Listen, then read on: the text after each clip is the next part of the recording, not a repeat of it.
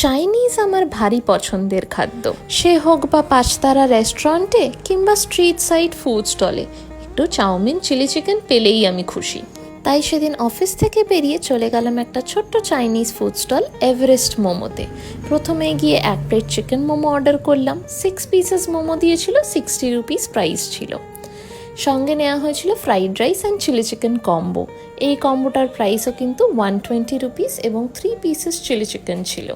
সবশেষে half plate চাউমিনও নিয়ে নিয়েছিলাম, কারণ ওটা না খেলে মন ভরছিল না। হাফ প্লেট চাউমিন ছিল 60 রুপিস।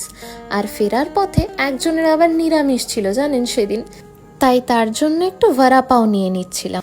তবে কাকু যা সুন্দর করে বানাচ্ছিল আমারও দেখে কিন্তু বেশ লোভ লাগছিল। পরের দিন ভাবছি ট্রাই করতে হবে।